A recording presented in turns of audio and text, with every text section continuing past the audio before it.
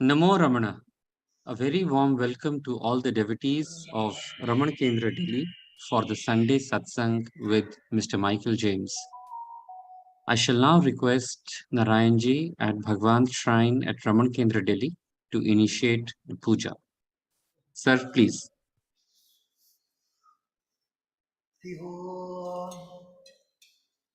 अच्युताय नमः ओम अनंताय नमः ओम गोविंदाय नमः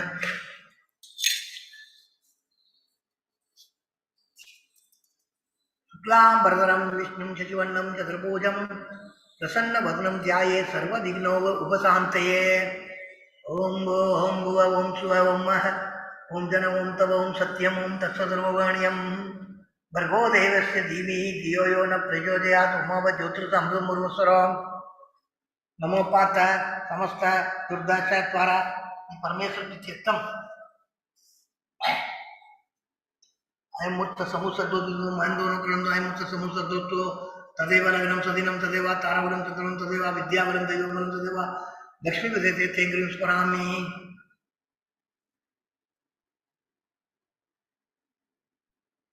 विचित्तम परिश्यमानस्य कर्मणः निर्वेण प्रसत्तमादव विघ्नेश्वरं कुचित् परिश्ये पृथ्व्या मेरुतुलसी सुदरम चंद्रवर्म देवता पृथ्वी दिया देवता लोकादेवतम विष्णुनाथुदा स्वयं सतारे मां देवी उत्तरम गुरुसाधनम आगमार्थं तु देवानां कमनार्थं तु रक्षार्थं कंडारवं करां यादव देवदवानलांजनम नमोपात समस्त दुर्गा ऐतवारासी परमेश्वर की चित्तम निर्बंधा सिद्धित माधव विघ्नेश्वर पूजा करिष्ये गणानाथा गणपतिगम अवामहे कविं कवीनामं स्वत्रमं ज्येष्ठराजं ब्रह्मणां ब्रह्मणस्पदे आरुष्णुकुशीदानम् अस्मिन् दरिद्राबिम्बे महागणपतिं ध्यायामि महागणपतिम् आवाहयामि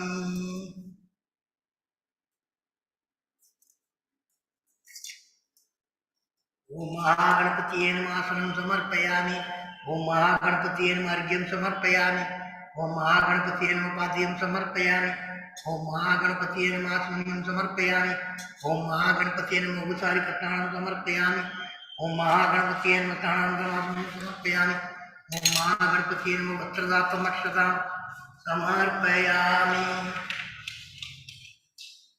ओम महागणपतिये नमः यज्ञोपवीतां अक्षतां समर्पयामि ओम महागणपतिये नमः गंधा धारयामि समर्पयामि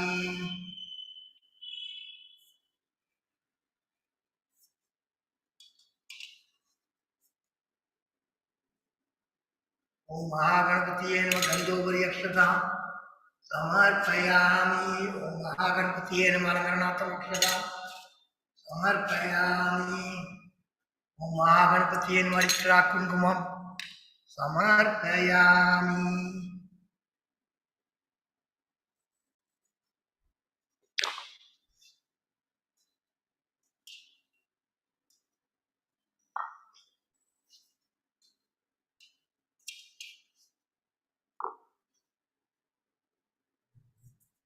ओम महागणपतिये नमः पुष्पै पूजयामि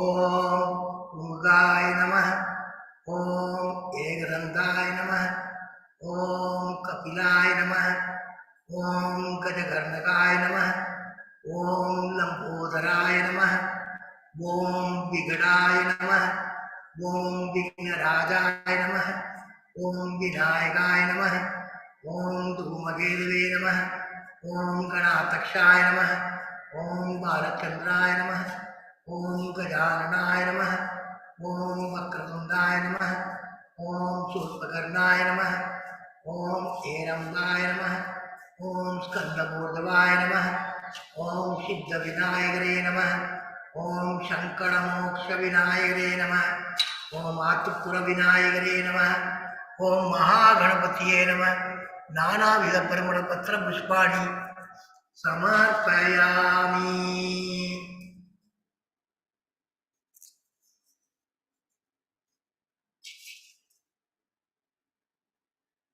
धूपार्थं समर्पयामि।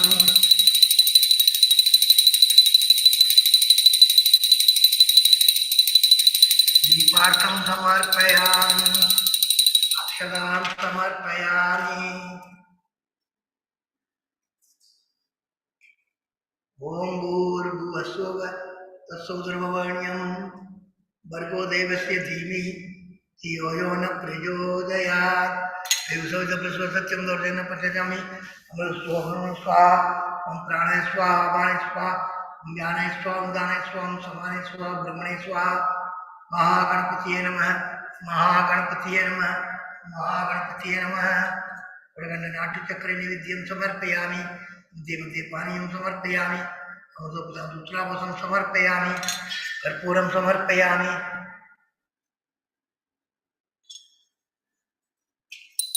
नमो नमो गणेशाय, नमस्ते विश्वरूपिणे, निर्विघ्नं कुरु मे कार्यं, नमामि तं गजानन। अगजाननपद्मार्कं गजाननमहर्निशम्, अनेकदन्तं भक्तानाम् एकदन्तम् उपास्महे। महागणपतिये नमः, महागणपतिये नमः, महागणपतिये नमः।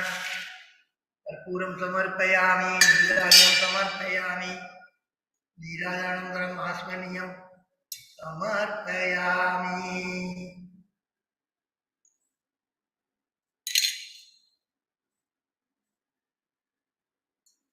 महागणपतिये नमः, महागणपतिये नमः, महागणपतिये नमः।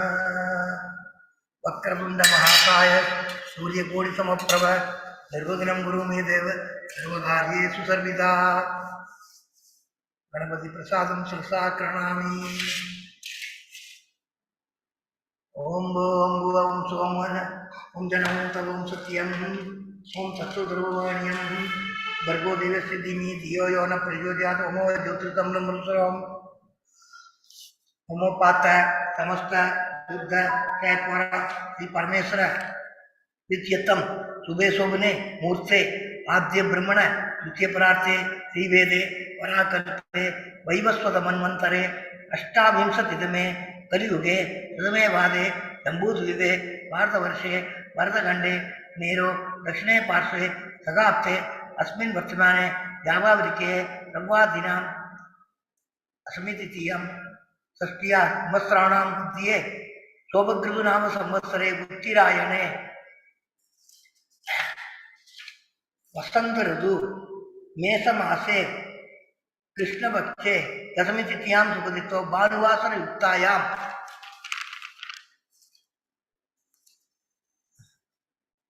पूर्वपृष्ठापदा नक्षत्र युक्तायां शुभ नक्षत्र शुभयोग शुभकर्ण एवं गुण विशेषण विशिष्टायां अस्यां दशमीतिथ्यां सुपतितो मम जन्मापप जन्मपति एतच्चन पर्यन्तं मध्ये सम्भावितानं सर्वेषां भावानां सत्य अवरोधार्थम अस्माहं सहकुर्मानं क्षेम सद्धर्य वीर्य विजय आयुरारोग्य ऐश्वर्याणाम् अभिवृद्ध्यर्थं समस्तमङ्गलाभ्यर्थं समस्त दुर्दोपशान्तयार्थं रमण महर्षि प्रसादेन ज्ञान वैराग्य सिद्ध्यर्थं श्री रमण महर्षि पूजां करिष्ये।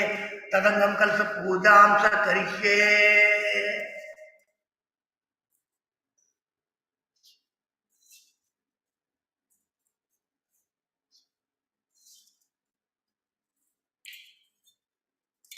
विघ्नेश्वरं यथास्थानं प्रतिष्ठापयामि।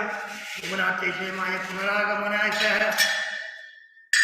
कलशस्य मुखे विष्णु कंठे रुद्र समाधिर्थ मूले सत्रसिद्धो ब्रह्मा मातृपणे समृद्धा कुशौ तु सागरा सर्वे शब्दतुवा वसुंधरा ऋग्वेदो यजुर्वेदो सामवेदो प्रधर्मण गंगे सतंग गोदावरी सरस्वती नर्मदे सिंधु कावेरी जलेस्मिन् सन्निधं कुरु अंगैः सहिता सर्वे कलशाम्बु समाधिर्था आयान्तु देव पूजार्थं दुर्दशकारगा।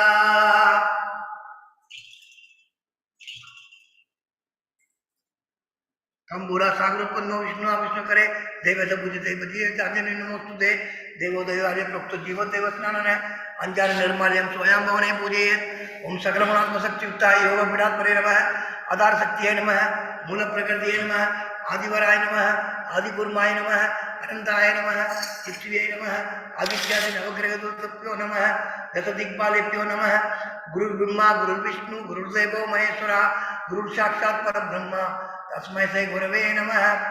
ओम अस्य श्री प्राणप्रतिष्ठा मंत्रस्य ब्रह्मा विष्णु महेश्वरा ऋषि सामधर्माणि संधांसि सकल जगस्थिति सम्मार्गारिणी प्राणशक्ति परादेवता अहम बीजम हरिम शक्ति रोम कीलकम प्राणप्रतिष्ठापिने विनियोग अहम अंगुष्ठाभ्यां नमः हरिंद्रजनिभ्यां नमः रोम मध्यमाभ्यां नमः आमनाभिभ्यां नमः हरिंगर्षिकाभ्यां नमः रोम कर्णपृष्ठाभ्यां नमः आम हृदयाय नमः हरिं शिरसे स्वाहा क्रोम शिखाय वसट आम कौसायम हरिं नेत्रदाय वसट क्रोम अस्त्रदाय पट पुरुवस्वरूप दिग्बंध ध्यानम रक्तां बोधिस्त बोधोलस तरुण सोडकराब्चे पासं कोदंडम इक्षुत्व मणिगुण पंचमाणा विप्राण सुख कपालं त्रिनिर्दिता पिनवसोरोटिया देवी बालावर्णा बहुसुग्री प्राणशक्ति परान ओम आम हरिं क्रोम क्रोम हरिं माम अम यम रम लम वम सम सम्हर हम सत्सोहम सोम हंस अस्यामूर्तो जीवदुष्टदो अस्यामूर्तो सर्वेन्द्रियाणि वांग मनस सस्वत्र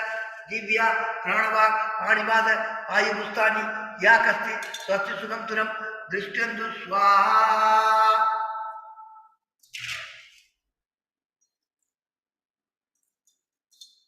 मत्स्यसी प्राणविष्टामन्दस्य ब्रह्मा विष्णु महेश्वरः ऋषि सामधर्माणि संधांसि सकल जगत्स्थितिः सम्मार्गाणि प्राणशक्ति परादेवता आम बीजम हरिं शक्ति क्रोम कीलकम प्राणप्रतिष्ठापने विनियोग आम अंगुष्ठाभ्यां नमः हरिंद्रजनिभ्यां नमः क्रोम मध्यमाभ्यां नमः आमनाभिभ्यां नमः हरिंगष्टिकाभ्यां नमः क्रोम कर्णपृष्ठाभ्यां नमः हरिं शिरसे स्वाहा क्रोम शिखाय वसट आम कौसायम हरिं नेत्रदाय वसट क्रोम अस्त्रदाय पूर्व दिग्बंध असुनी दे पुनर्स्मात् सक्सपुरं प्राणवीनो दे भोगम जो पश्यमि सूर्यं चन्द्रमन्मदे मर्यान सुत्ति आवाहितो भव सद्दाविदो भव सन्निधो भव सन्निधो भव अवगुण्डितो भव सुब्रतो भव सुब्रसन्नो भव सुमुखो भव वरदो भव प्रसिद्ध प्रसिद्ध स्वामिन् सर्वजगन्नाथ यावत् पूजावसानकं तावत् ध्रुवं प्रतिभावेन बिम्बेऽस्मिन् सन्निधं कुरु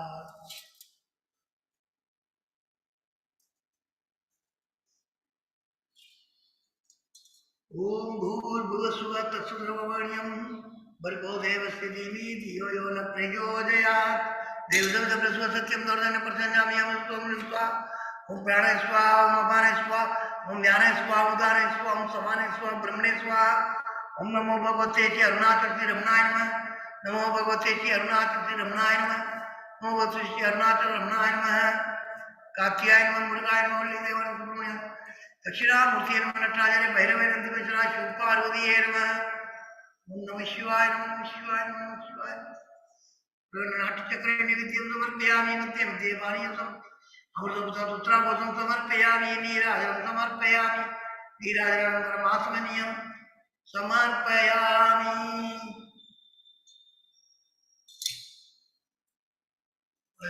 recite भगवान ब्रह्मोस्तोत्रम् श्री गुरुभ्यो नमः गुरुर्ब्रह्मा गुरुर्विष्णु गुरुर्देवो महेश्वरः गुरुर्साक्षात् परब्रह्म तस्मै श्री गुरवे नमः अपार सच्चि सुकुमारी दाशौर्य शौर्मिमात्रं भुवनं समस्तं गुणायुधं तं ब्रह्मं गभीरं चिन्ताविरणं निर्दिचिन्तयामि ओम महातेन जाताय नमः ओम श्री रमणाय नमः ओम गुरवे नमः ओम अखंड संविदाकराय नमः ओम मौजसे नमः ओम कारणोद्भवाय नमः ओम जगत इदावताराय नमः ओम श्री भूमिनादात ज्योतिदाय नमः ओम पराशर कुलोतंसाय नमः ओम सुंदरात्यधवत्पलाय नमः ओम कमनीय सुचारित्राय नमः ओम सयायावासयायवते नमः ओम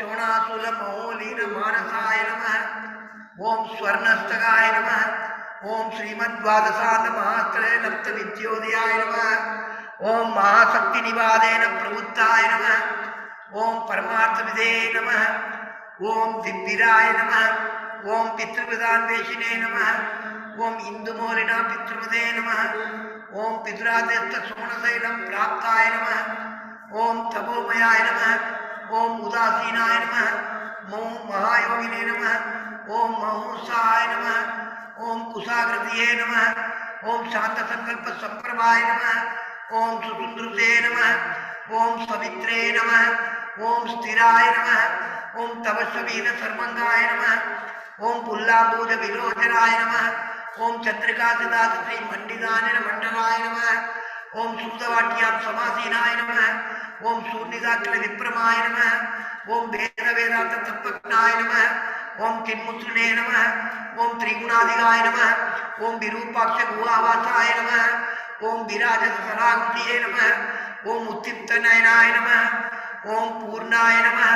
ओम रसिदासर तांडवाय नमः, ओम गंभीराय नमः, ओम परमाचार्याय नमः, ओम सुब्रतन्याय नमः, ओम अभयप्रदाय नमः, ओम दक्षिणाति निवाय नमः, ओम धीराय नमः, ओम दक्षिणाभिमुखाय नमः, ओम स्वराजे नमः, ओम महर्षिये नमः, ओम भगवते नमः, ओम ईक्याय नमः, ओम भूम विद्या विशारदाय नमः, ओम विमलाय नमः, ओम दीर्घदर्शने नमः, ओम आप्ताय नमः, ओम रुजमार्ग प्रदर्शकाय नमः, ओम समत्रुते नमः, ओम सत्यत्रुते नमः, ओम सत्याय नमः, ओम प्रशांताय नमः, ओम अमित विक्रमाय नमः, ओम सुकुमाराय नमः, ओम सदानंदाय नमः, ओम मृदुवासिने नमः, ओम दयार्णवाय नमः, ओम श्री सोणासुर युर्भूत स्कंदास निकेतनाय नमः, ओम सद्दर्शनोपदेष्टने नमः, ओम सद्भक्त वृंद परिवृताय नमः, ओम गणेश मुनिप्रिकेण सेविता कृतरोरुवाय नमः,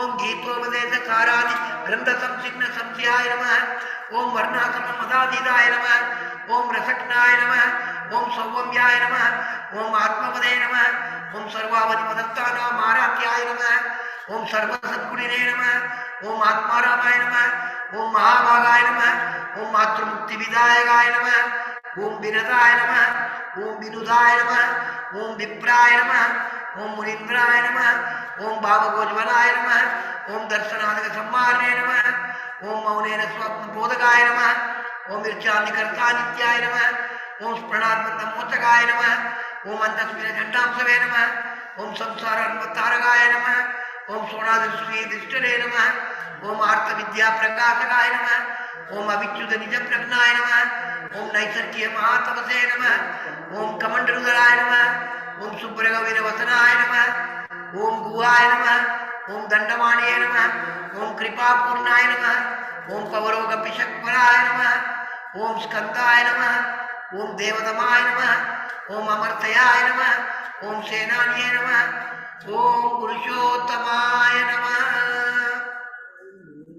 ओम नमो भगवते श्री अरुणाचल श्री रमणाय नमः, ओम नमो भगवते श्री अरुणाचल श्री रमणाय नमः, ओम नमो भगवते श्री अरुणाचल श्री रमणाय नमः, नमो भगवते श्री कार्तिकाय नमः, मुरुगाय वल्ली देवाने नमः, नमो भगवते श्री सुब्रमण्याय नमः, नमो भगवते श्री स्वामीनाथने नमः, नमो भगवते श्री दक्षिणामूर्तिये नमः, नमो भगवते श्री नटराजने नमः, नमो भगवते श्री भैरवरे नमः, नमो भगवते श्री नंदीमहेश्वराय नमः, नमो भगवते श्री शिवपार्वतीये नमः। ओम नमः शिवाय नमः, ओम नमः शिवाय नमः, ओम नमः शिवाय नमः, ओम शिवाय नमः, ओम शिवाय नमः, ओम शिवाय नमः। ओम हरि ओम हरि ओम हरि ओम। All I will recite Upadesa Saram. Those who want to recite along with me, they can do it.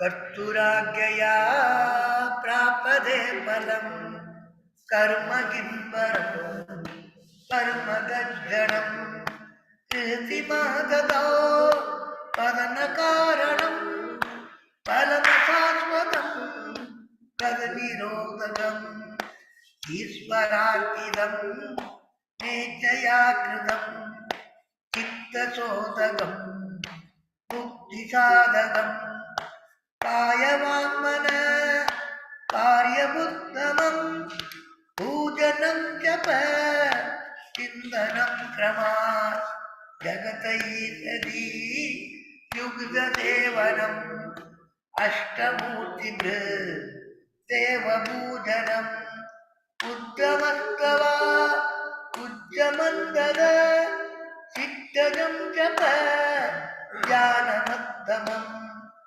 आद्यधारया सोदसारमम् सरलचिन्तनं विरलधबरं वेदभावना सौवहंसयो भावनाविदा भावनीमता भावशून्यस भावसुस्तुति भावनाबला भक्तिरुत्तमा इरुस्थले मन स्वस्थता क्रिया भक्तियोग उदात्त निश्चितम् वायुरोधना प्रीयते मन जालभक्षिव रोधसाधनम् सिद्धवायव सिद्क्रियायुधा सागयोर्वयि शक्तिमूलगा दयविनाशने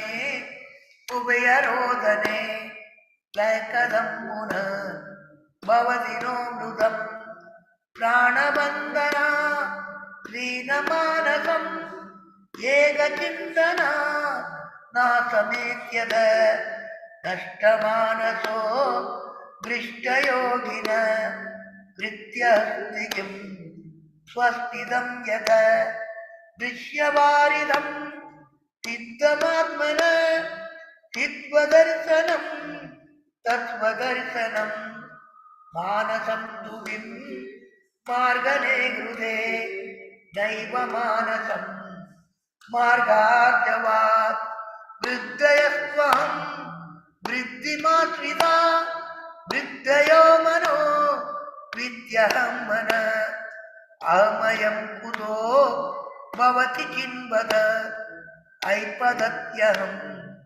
निजविदारणम् अहमिनासवा अहमहं गया स्फुरतिरस्वयं परमपूर्णस इदमहं वदा अभिक्यमन्वहम् अहमलीनके पल्लसत्तया विक्रयेन्द्रिय प्राणदीदम नामसेकत गज्जडं ऐस सत्ववासिका चित्ववेदरा चत्तया इति चित्तयायहम् ईसजीवयो वेसजीविदा सत्स्वभावदो वस्तु केवलं वेशानद स्वात्मदर्शनम् ईशदर्शनं स्वात्मरूपत आत्मसंस्थिति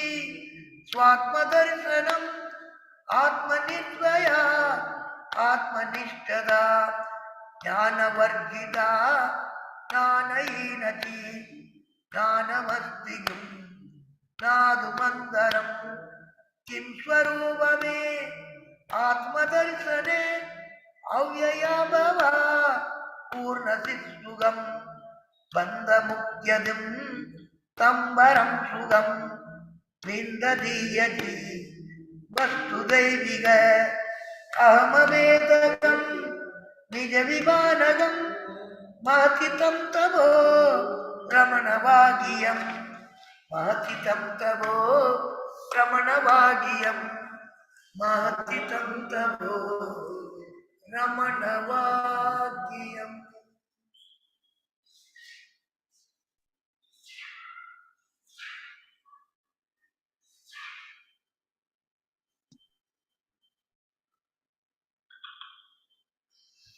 Namo Ramana.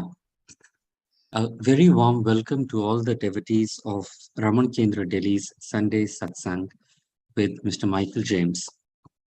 As he has been very kindly addressing us every second Sunday of the month for the last 2 years, or over the last 2 to 3 years, this evening, Mr. Michael James shall be addressing us and continuing the discourse on Anma Viday.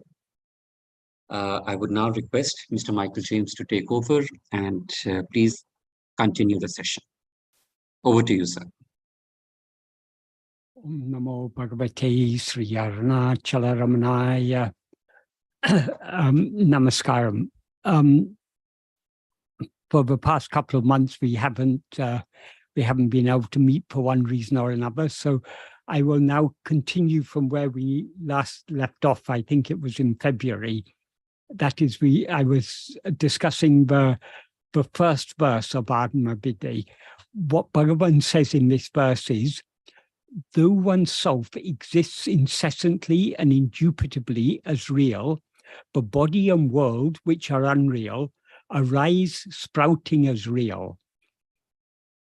When unreal darkness pervaded thought is dissolved without reviving even an iota, in the reality pervaded heart space, oneself, the sun, will certainly shine by oneself.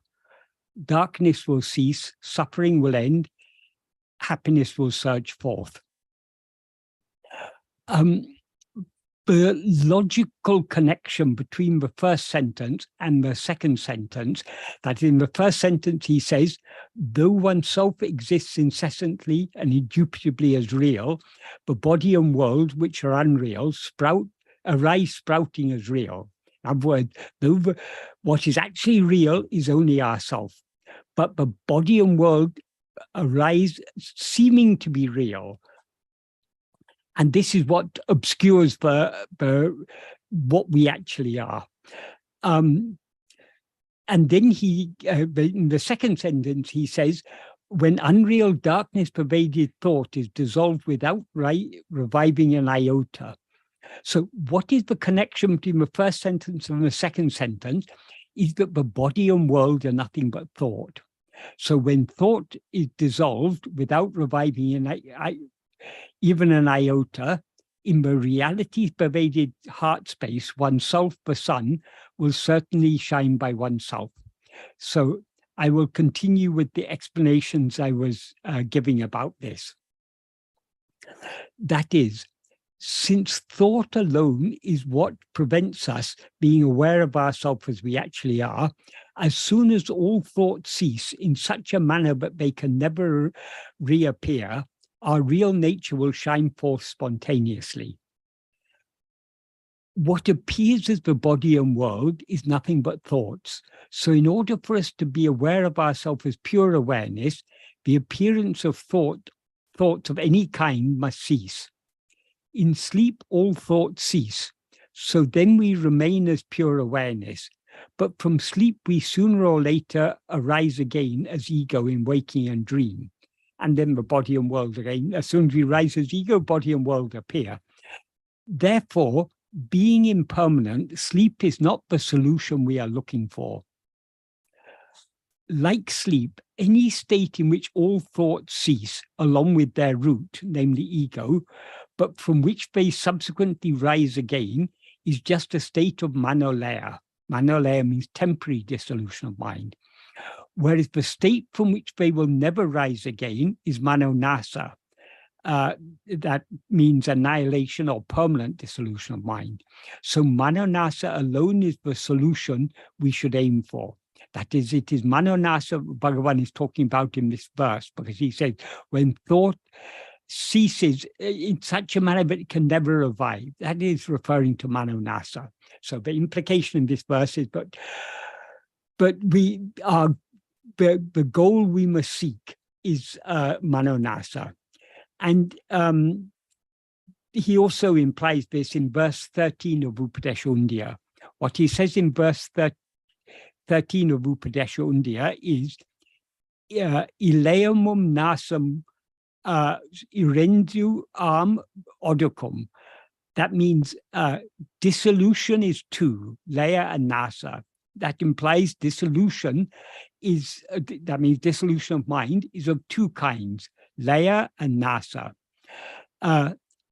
Ilaya tu uladu erum, eradu uru mindedel. That means ilaya tu uladu erum means what is lying down or subsided in laya will rise. Mindedel means if it dies, uru eradu, its form will not, if its form dies, it will not rise. So there are two types of dissolution of mind, temporary and permanent. What we are seeking is permanent dissolution. So in order for us to remain permanently as pure awareness, thoughts need to dissolve in such a way that none of them, not even the slightest or subtlest of them, ever rise again. When they dissolve thus, what will remain eternally is just the infinitely clear light of pure awareness, I am, which is what we always actually are. The truth is, we are always that pure awareness. But because we now seem to have risen as ego, we seem to be something other than the pure awareness that we actually are. But when this ego dissolves along with all other thoughts, what remains is that pure awareness. Our real nature reveals itself. This is what Bhagavan describes poetically in the second sentence of this first verse of Anmavide as Poi me a ninevu anuvam viadu odungidave meya idea veli veyon swayam anma vilangame. That means when thought, which is pervaded by or which exists as unreal darkness, is dissolved in such a manner that it does not ever revive again, even an iota, in the heart space, which alone is real, oneself, who is the sun here implies the sun of pure awareness, will certainly shine by oneself. Maya idea veli literally means the the reality pervaded heart space, or the reality filled heart space. But as I explained earlier, are is a verb with a broad range of meanings, including to become full, spread over, pervade, abide, stay, remain, exist, or be. And since it is used here as an adjectival participle, maya is a relative clause that means not only which is pervaded by reality or which is full of reality, but which exists as reality or which is reality. So what it implies in this context is which alone is real. Therefore, the intended meaning of maya idea veli is the heart which alone is what is real. Though he says maya idea veli veyon swayam amma vilangame, in the heart space which alone is real, oneself, who is the sun of pure awareness, will certainly shine by oneself, or shine spontaneously, or of one's own accord, which could seem to imply that the heart space in which our real nature appears spontaneously as the sun of pure awareness is something other than our real nature. This is just a metaphorical description, because the heart space in which our real nature shines forth is nothing other than our real nature itself. In other words, we ourselves have a real heart space in which we will shine as we actually are, namely as the sun of pure awareness, I am I. This is implied somewhat more directly in the Tamil verse than it is in this English translation, because though the locative case, which is represented in English by the preposition in, is implied in this clause, it is not explicit. So we could interpret this clause without including it, in which case, veyon, the sun, maya idea veli, the heart space which is real, would stand in apposition to anma, oneself.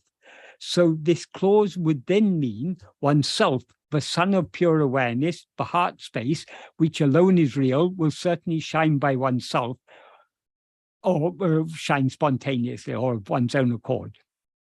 And thereby implying that oneself is not only the sun of pure awareness, but also the heart space in which it shines. Swayam is a Tamil form of the Sanskrit term that in Tamil it's suvayam. The original Sanskrit word is svayam, which means oneself, and which is, when used adverbally, as in this case, means by oneself, spontaneously, or of one's own accord. So it means the same as Tanai, which he used in the same context in the next verse, and as Tanaha, which he used in this context in verse 20 of Upadeshundya and verse 30 of Uludunaptu. That is, since thought alone is the obstacle that stands in the way of our being aware of ourselves as we actually are, as soon as all thoughts, including the primal thought, namely ego, are dissolved in such a manner that they can never reappear, our real nature will shine forth spontaneously, just as the sun appears spontaneously as soon as the clouds that concealed it are blown aside. So the thoughts are like the cloud, the sun is like the pure awareness that we actually are. So just as the sun is always shining, whether the clouds are present or not, our real nature is always shining. But from our perspective, it's seemingly obscured because we have risen as ego. When the all-consuming light of pure awareness shines forth in this way, the darkness of self-ignorance will cease, suffering will end, and infinite happiness will surge forth. As he says in the concluding sentences of this verse. That is, when light appears, darkness is dissolved. Likewise, when the all-consuming light of pure awareness shines forth as I am I, the darkness of self-ignorance, namely ego, the false awareness I am this body, and all Vishaya vasanas which arise, reside, and flourish in it will be dissolved forever. So in the third sentence, Bhagavan says, Irul adangame, darkness will cease. But this darkness of self-ignorance, avidya or ajnana, is what is otherwise called ego, because ego is the false awareness that is always aware of itself as I am this body, and that is consequently aware of other things. So when we rise and stand as ego, we are not aware of ourselves as we actually are.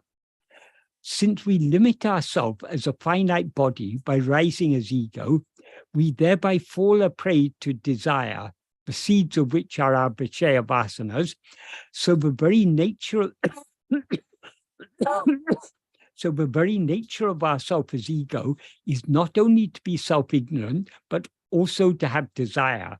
And as a result of desire, we suffer, because desire is a state of constant dissatisfaction. Without ego, there would be no self-ignorance. Without self-ignorance, there would be no desire. And without desire, there would be no dissatisfaction or suffering. Therefore, when the darkness of ignorance and consequent desire is dissolved by the shining forth of the sun of pure awareness, suffering will cease forever. So in the fourth sentence, he says, Ida odungume, which means suffering will end. Our real nature, Atmaswarupa, is not only pure awareness, but also infinite happiness. So the spontaneous shining forth of pure awareness is also the shining forth of infinite happiness. In other words, when self-ignorance and suffering cease as a result of the shining forth of the sun of pure awareness, what will remain is infinite happiness, which is what we always actually are. So in the fifth and final sentence, he says, Imbum pongome, happiness will surge forth. That is one interesting feature in this, a very significant feature in this song, Anma Bide, is the final sentence of every verse is a reference to happiness. In this verse, he ends by saying, Imbum pongome, happiness will surge forth. In the next verse, he says, Imba taname. That means, tanam means stanam, the abode of happiness. That is the abode of happiness. In verse 3, he says, Imba vikasame. Vikasam means, sorry, I've just forgotten.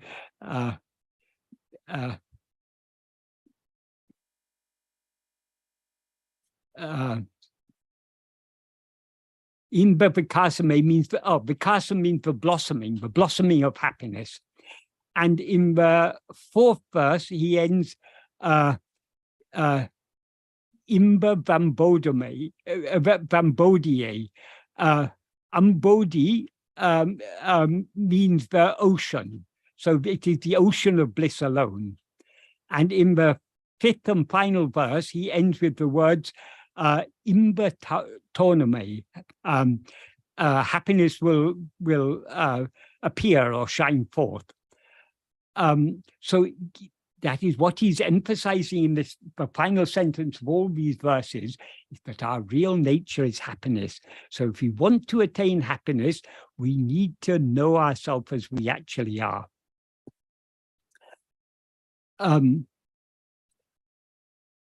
So to returning to this verse, in order to make all thoughts cease in such a manner that they can never revive again, even an iota, it is sufficient just to eradicate ego, their root. As he says in the second sentence of this verse, all that is required to reveal our real nature is that thought must be dissolved in such a manner that it can never revive even an iota. So as Murugan sang in the Pallavi, Aye ati sulapum, Amma bidei aye ati sulapum. That means extremely easy. Atma vidya extremely easy. So how to bring about the dissolution of thought in such a manner that it never revives even an iota? This is not as difficult as it may seem at first, because though thought is used here as a collective term referring to all thoughts, none of them could exist without ego, which is the first thought and the root of all other thoughts, because all other thoughts seem to exist only in the view of ego. As Bhagavan points out in verse 7 of Arunachashtakam, in the first sentence of verse 7 of Arunachashtakam, in which he says, Indru aham enum ninevu enil. If the thought called I does not exist, pira ondrum indru. Even one other does not exist. That means even one other thought or one other thing does not exist. So nothing exists. If ego doesn't exist, nothing else exists. That is a thought called I, what he refers to here as aham enum ninevu, the thought called I, is ego. And likewise, in the first two sentences of verse 26 of Ulurunapadu, he says, Ahande undayin anatum undahum. If ego comes into existence, everything comes into existence. Ahande indrail indru anatum. If ego does not exist, everything does not exist. And likewise, in the last four sentences of the fifth paragraph of Nana, he says the same thing in a slightly more expanded way. What he says in those sentences is, Manatil tondrum ninevugal elabatricum nanenum nineve mudal ninevu. Of all the thoughts that appear in the mind, the thought called I alone is the first thought. Mudal ninevu means first thought, or the primal, basic, original, or causal thought. Idu arunda pirahe enia ninevugal arukindrana. Only after this arises do other thoughts arise. Tanme tondria pirahe munile padakegal tondru kindrana. Only after the first person appears do second and third persons appear. Here what he refers to as first person is ego, this primal thought called I. So only after this ego appears do other things appear. Without the first person, second and third persons do not exist. That is, without ego, nothing else exists, because everything else exists only in the view of ego. Though Bhagavan describes ego as a thought, it is a thought unlike all other thoughts, because all other thoughts are jada, whereas this first thought, I, is the only thought that is endowed with awareness. So it is aware both of its own seeming existence and of the seeming existence of other things. But though it is a form of awareness, it is not the pure awareness. It is not the real awareness. It's a distorted form of the real awareness. Therefore, in order to make all thoughts dissolve in such a manner that they can never revive even an iota, it is sufficient just to eradicate ego, their root, because no other thought could exist without it. Not only is eradication of ego sufficient, it is also necessary, because so long as ego exists, other thoughts will continue sprouting from it. In fact, ego cannot rise, stand, or flourish. Cannot rise or stand without grasping other thoughts, as Bhagavan implies in the first three sentences of verse 25 of Uludunaptu. Urupatri undam, urupatri nikum, urupatri undu mika ongum. A grasping form, it comes into existence. Grasping form, it stands. Grasping and feeding on form, it grows abundantly. And towards the end of the fourth paragraph of Nana, manam epodum or stulate anusarite nikum, taniyai niladu. That means the mind stands only by always going after. That implies attaching itself to a stula, something gross. Solitarily, it does not stand.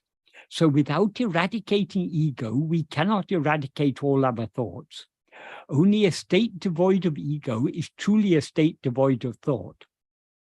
Therefore, in the next verse, Bhagavan says that the one thread on which all the many and various thoughts are strung, it says that, the thought are strung is ego, the thought or false awareness, I am this body.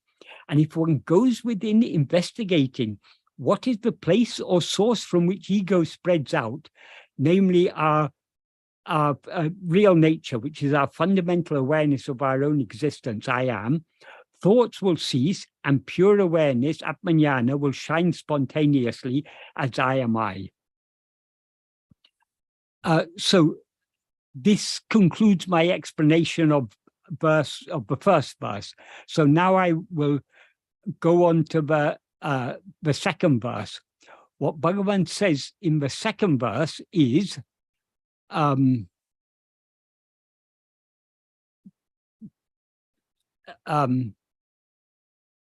he says, Una udul iduve nanam enum nineve nana ninevugal se o na enum adanal nana idum edu endru ulponal ninevugal poi nan ena guheul tanai tirum anmanyaname iduve moname ekavaname imbataname.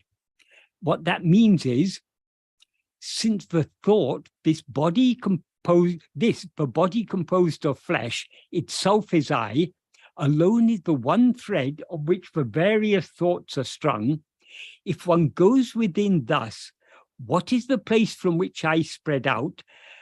Thought ceasing, in the cave, Atmajnana alone will shine spontaneously as I am I. This alone is silence, the one space, the abode of bliss. If we slightly paraphrase this to bring out the meaning more clearly, since the thought, the body composed of flesh, itself is I, alone is the one thread on which all the various thoughts are strung. If one goes within investigating what is the place from which I spread out, or an alternative interpretation of that is, it can also mean, who am I? What is my place? All thoughts here includes all thoughts, and that includes the root thought, I am this body, will cease or depart. And in the cave of one's heart, Atmajnana, pure self-awareness, alone will shine spontaneously as I am I. That is, as awareness of oneself as oneself alone. This alone is silence, the one space of pure awareness, the abode of bliss. Therefore, are extremely easy. Atma Vidya are extremely easy. That is getting rid of thought and knowing ourselves as we actually are is extremely easy, because all we need to do is to go within, investigating the source from which we have risen. In other words, how do we go within investigating our source? Only by attending to ourselves, as I will explain as we go on. That is, in this verse, Bhagavan has packed a lot. He packed the core principles of his teachings are packed in this verse. So my explanation of this verse is going to be quite a long explanation. We're not going to finish it today, but we'll proceed as far as we can. As I explained while discussing the previous verse, the ego is the false awareness, I am this body, meaning that it is what is aware of itself as if it were a particular body. But what Bhagavan means by body in this context is not just the physical body, but the entire person consisting of 5 sheaths, namely the physical body, life, mind, intellect, and will. These are what are technically known as the physical body is called Annamaya Kosha, the life is called Pranamaya Kosha, the mind is called Manomaya Kosha, the intellect is called Vijnanamaya Kosha, and the will is called Anandamaya Kosha. So these are the 5 the 5 sheaths that make up the person or body that we take ourselves to be, as he makes clear in verse 5 of Uludunapadu. However, as ego, we experience all these 5 sheaths collectively as ourself. And since we are always aware of ourselves as one, not many, it seems to us that each of these 5 is a part of ourself, and that we are therefore partly a physical body, partly the life that animates that body, partly a mind, partly an intellect, and partly a will. In other words, we experience ourselves as this bundle of 5 sheaths. In this order, each of these 5 sheaths is subtler than the previous one. So our will is the subtlest and our physical body is the grossest. Being the grossest, the physical body seems to us to be the outermost of these 5 sheaths. And being the subtlest, our will seems to be the innermost of them. And hence it is often referred to as our heart, meaning the centermost and most intimate part of the person whom we seem to be. As the outermost of the 5 sheaths, the physical body seems to be the container in which the other 4 sheaths reside. That is, though our will, chittam, consists of inclinations, vasanas, which are the seeds from which the other 4 sheaths and everything else sprout, and though it is therefore called the karana sarira, or causal body, whenever it appears, it does so along with the other 4 sheaths. And like the intellect, mind, and life, it seems to be contained within whatever physical body we currently experience as ourself. Therefore, we never experience ourselves as any of these 5 sheaths without experiencing them ourselves as all of them. That's why in verse 5 of Uludunapadu, Bhagavan says all these 5 sheaths are included in the term body. And whenever we experience ourselves as a body, we experience ourselves as all these 5. We never experience ourselves, we never experience any of these on their own. We always experience them all together, collectively. This is why Bhagavan generally refers to our identification with all the 5 sheaths as the thought, I am this body, and why he refers to it in this verse as un a udal iduve nanam. That means this body composed of flesh is I. Enum ninevu, the thought, this body composed of flesh itself is I. That is, though the term una udal, the body composed of flesh obviously refers to the physical body.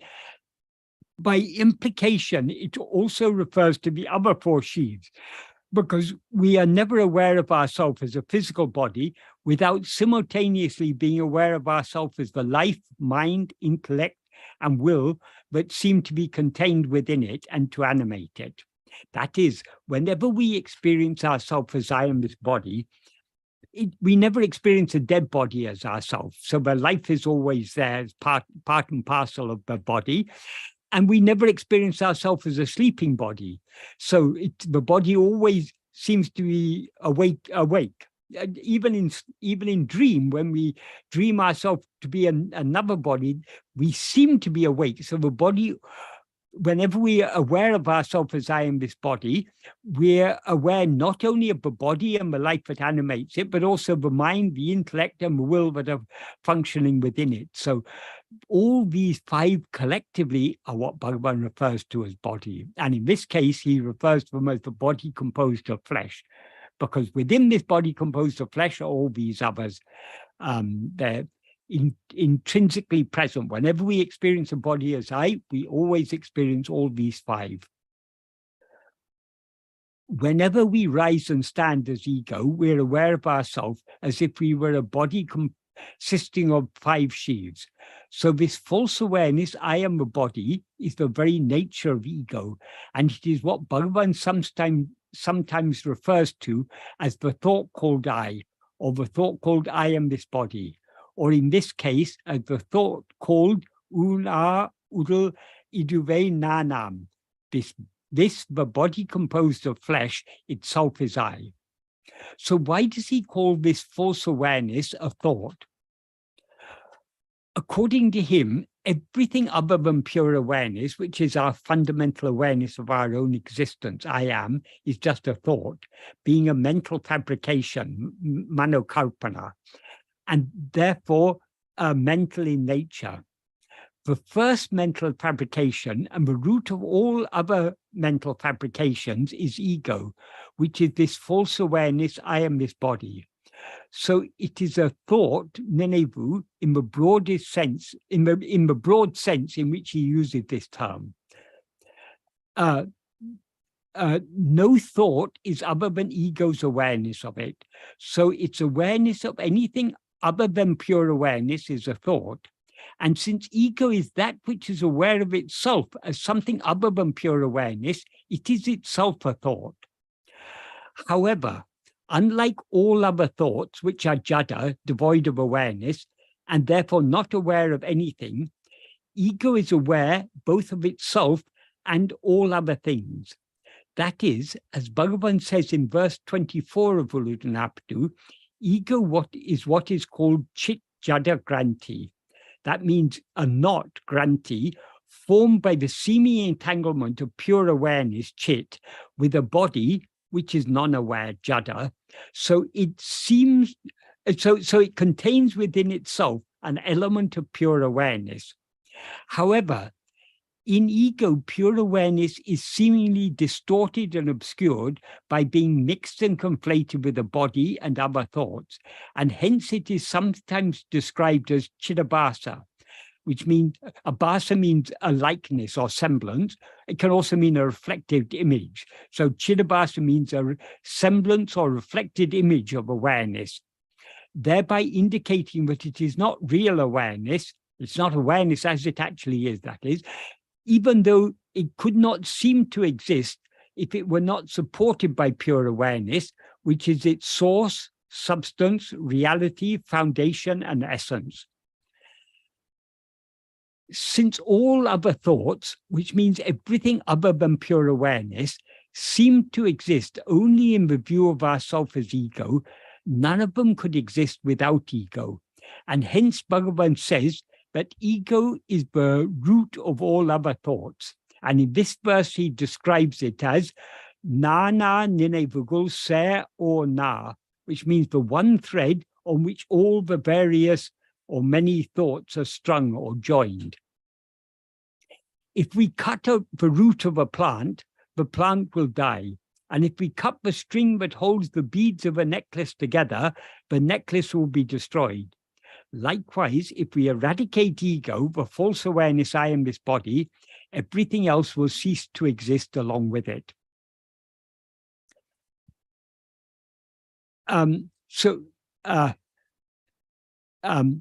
If we go within investigating the source from which we have spread out, ego and all other thoughts will cease. This is what Bhagavan goes on to say. That is, this first clause, una udul iduve, nanam enum neneve, nana nenevugal, se or na enum adanal. Since the thought, this body composed of flesh alone is I, itself is I, alone is the one thread on which all the various thoughts are strung, this clause ends with adanal. Adanal literally means by that. And if adanal occurs at the beginning of a sentence or a clause, it would mean therefore. But at the end of a clause, as in this case, it means since or because. This word, therefore, indicates the logical connection between this clause and the rest of the sentence, namely that what is stated in this first clause is a reason for what is stated in the subsequent clauses. That is, the reason why thoughts will cease if we go within investigating ourselves, the source from which ego rises, is that to the extent to which we attend to ourselves, ego will thereby subside. And when we attend to ourselves keenly enough, when we attend to ourselves so keenly that we are thereby aware of ourselves as we actually are, ego will cease to exist, and hence all other thoughts will cease to exist along with it. Therefore, the only means to bring about the permanent dissolution of all thoughts that he referred to in the second sentence of the previous verse is to eradicate ego, because ego is the first thought and the root of all other thoughts. So the means to eradicate ego is explained by him in the next clause of this the first sentence of this verse. Nana idum edu ul ponal.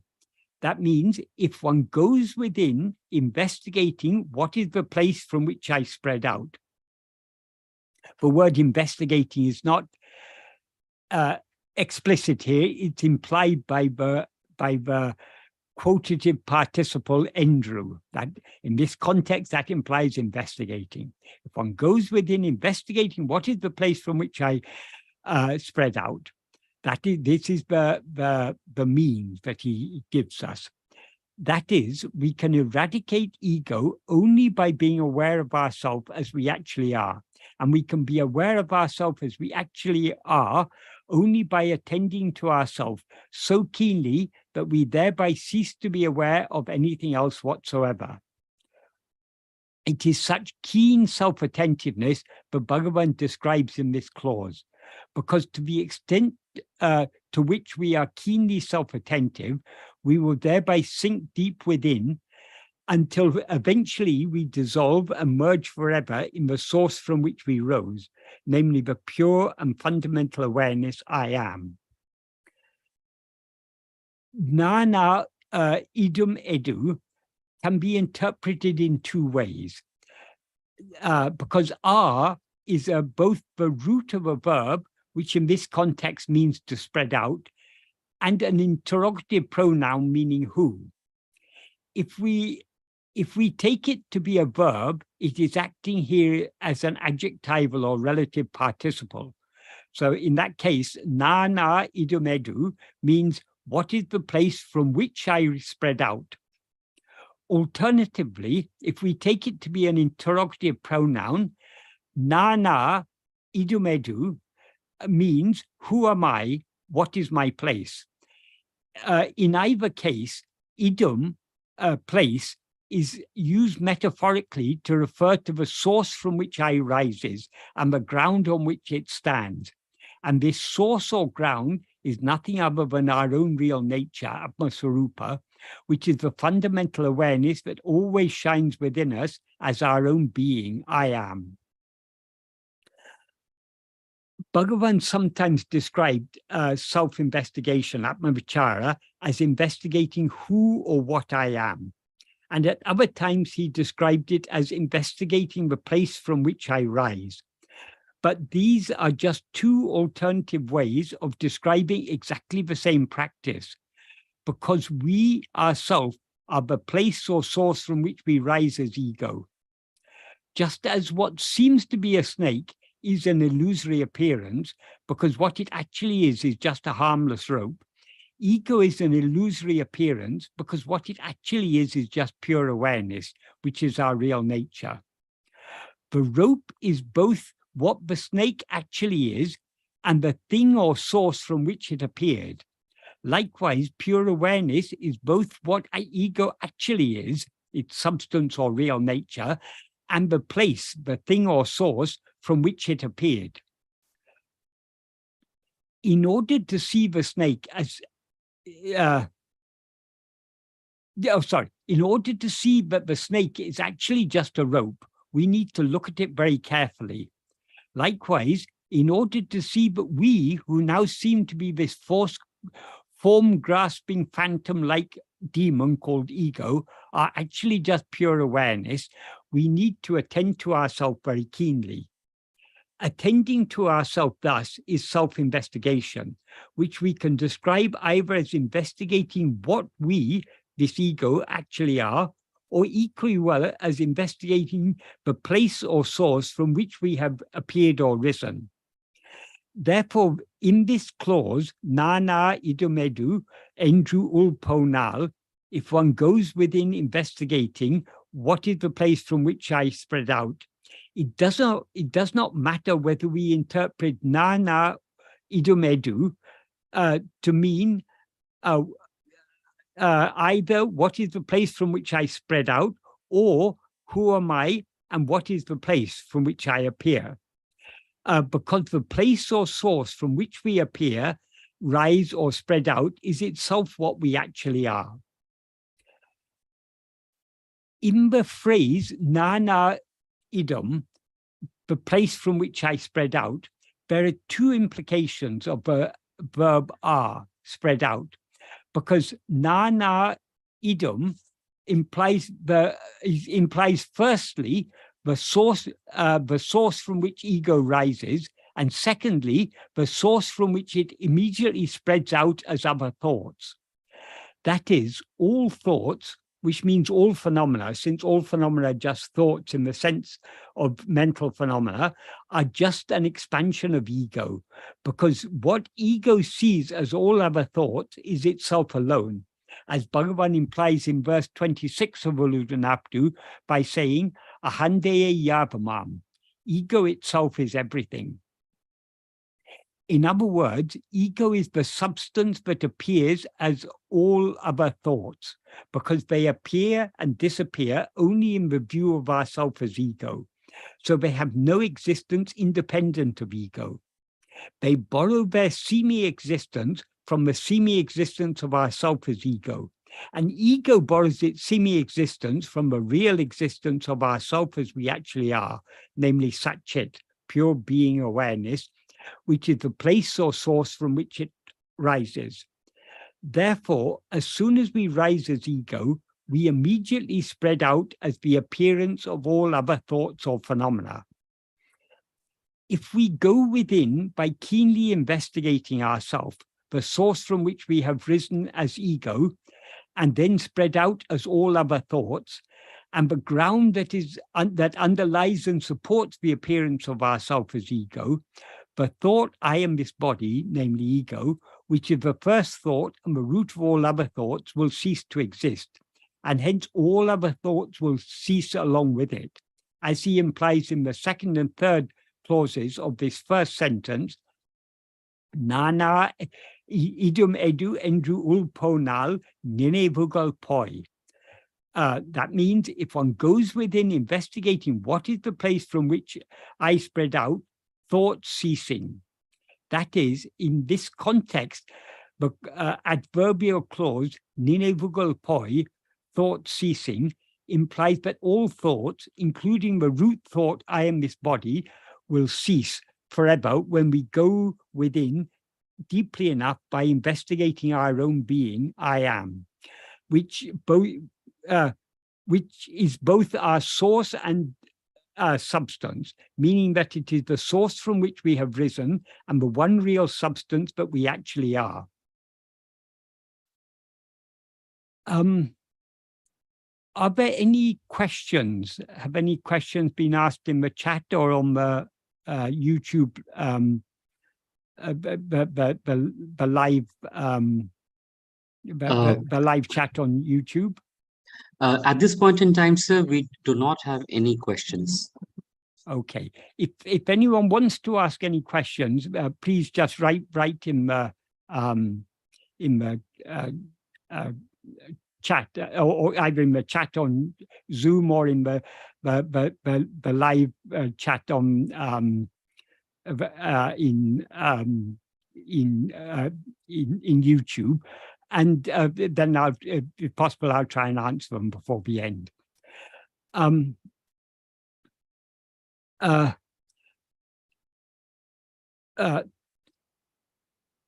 nature of ourself as ego is to rise, stand, and flourish to the extent to which we attend to anything other than ourselves, but to subside and dissolve back within to the extent that we attend to ourselves alone.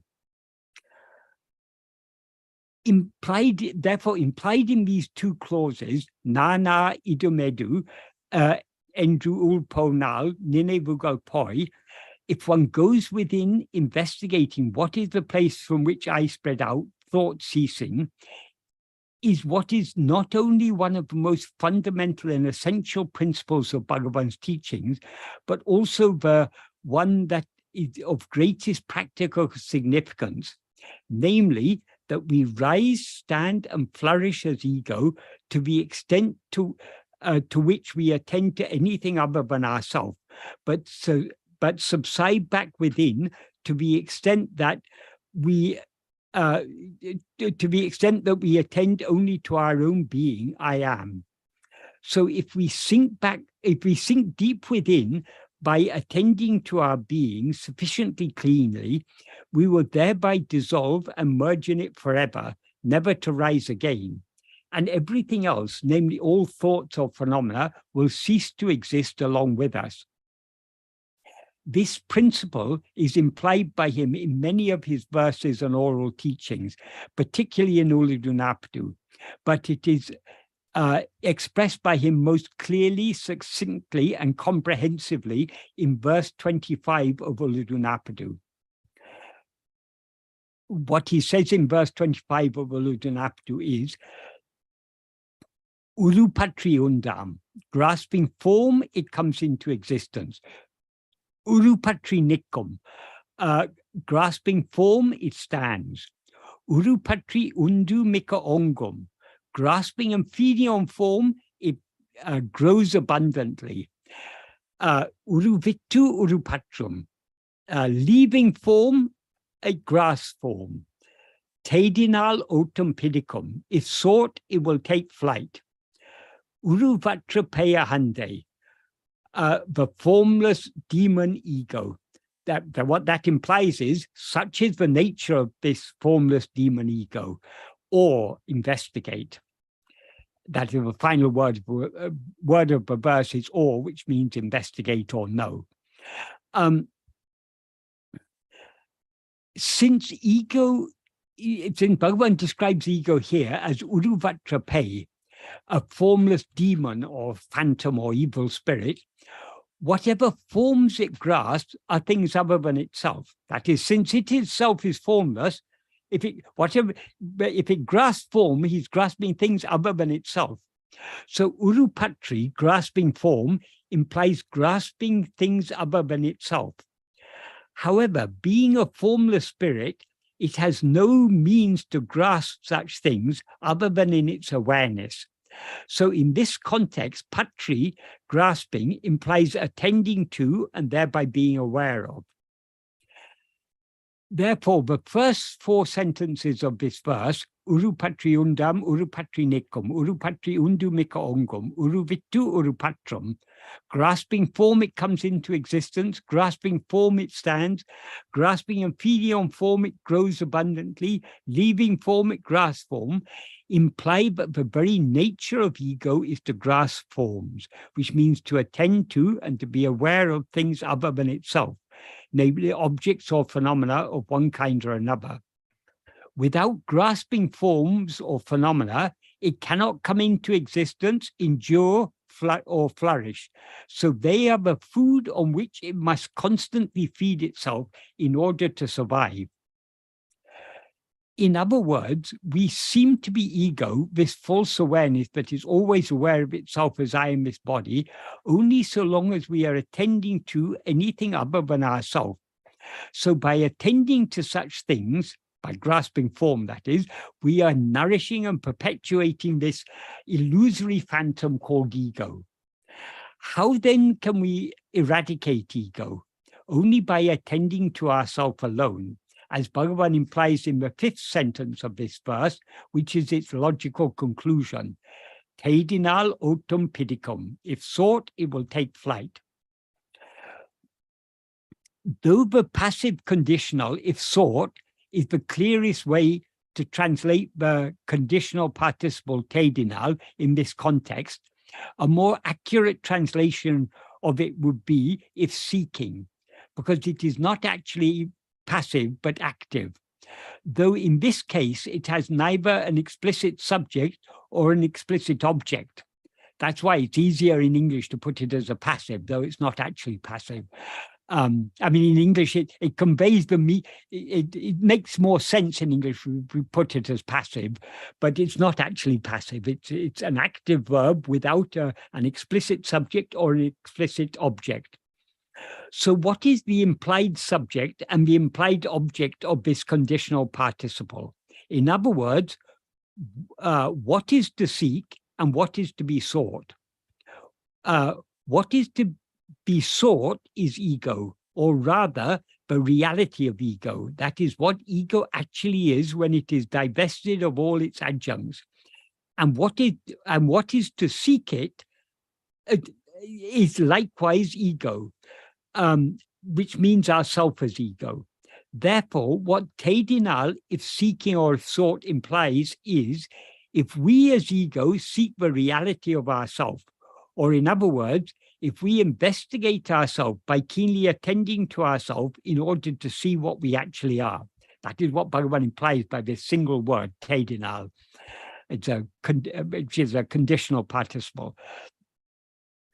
The next word in this sentence is otum, which is a noun that means running, fleeing, or flight. That is flight not in the sense of flying, but in the sense of fleeing or running away. And pidicum is the neuter third-person singular future or predictive form of the verb pidi, which means to grasp, seize, catch, take, or resort to. So otum pidi is a compound term that means to take flight, flee, or run away. And hence otum pidicum means it will take flight, it will flee, or it will run away, in which it refers to ego.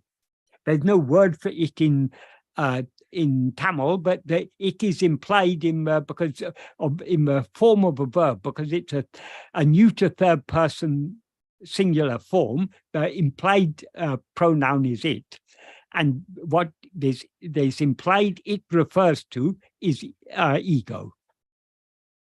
Therefore, tedinal otum pidicum, if sought, it will take flight, implies that if we attend only to ego to see its underlying reality, it will run away, meaning that it will subside back within and dissolve in the pure awareness I am, which is its source and underlying reality. Thus, whereas the first 4 sentences of this verse imply that the very nature of ego is to always grasp things other than itself, this 5th sentence implies that if instead of grasping any other thing, it tries to grasp itself alone, it will thereby subside and dissolve back into its source, which is what we actually are. In other words, we seem to be ego so long as we attend to and thereby experience anything other than ourself. But if instead we turn our attention back towards ourself to see what we actually are, we will see that there's no such thing as ego at all, because what seemed to be ego was only ourself as we always actually are, namely Satchit, pure being awareness, I am.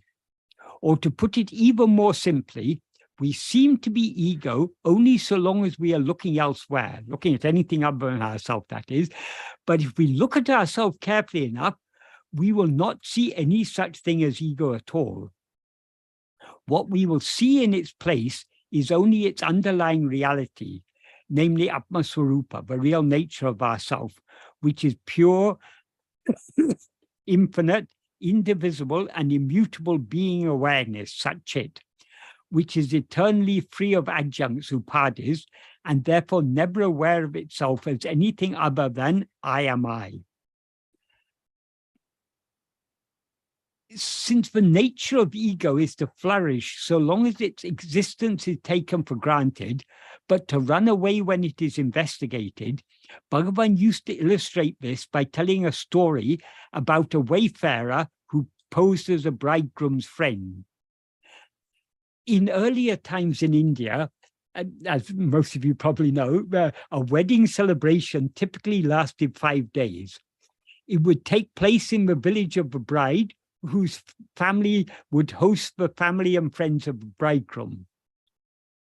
One day, a wayfarer noticed preparations for a wedding in a village and saw the bridegroom's party approaching.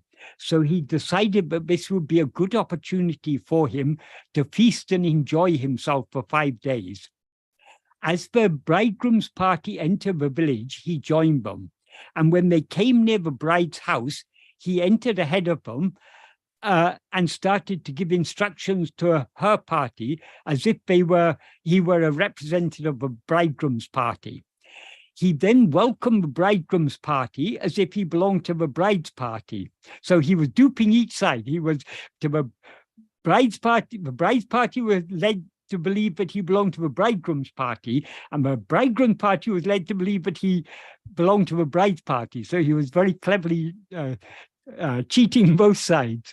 So each party mistook him to be an important member of the other party and honored him accordingly. In this way, he enjoyed himself for 5 days, bossing over both parties and taking full advantage of the respect they showed him. But when the celebrations were drawing to a close and the guests were leaving, the close relatives of the bride and bridegroom were finally able to sit down together to discuss various matters. A relative of the bride then asked who was the very helpful young friend of the bridegroom, who the very helpful young friend of the bridegroom was. But the bridegroom's relatives replied that they did not know him and thought he was a friend or relative of the bride's family. Seeing that they were beginning to investigate who he was, the wayfarers quietly slipped away. So when they looked for him, he was nowhere to be found, and that was the last they ever saw of him.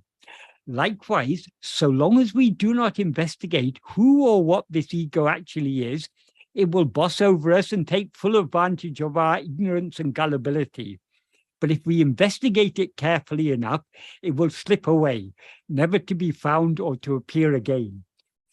This story is so typical of Bhagavan, how he tells a very simple, homely story to illustrate a very, very deep truth. But this wasn't the only story he told to illustrate this. Another story that he sometimes told to illustrate this, to illustrate the same thing, but from a slightly different angle, was as follows. A sadhu, that is a religious mendicant, lived in an old dilapidated mandapam, that is an open pillared hall used for temple festivals.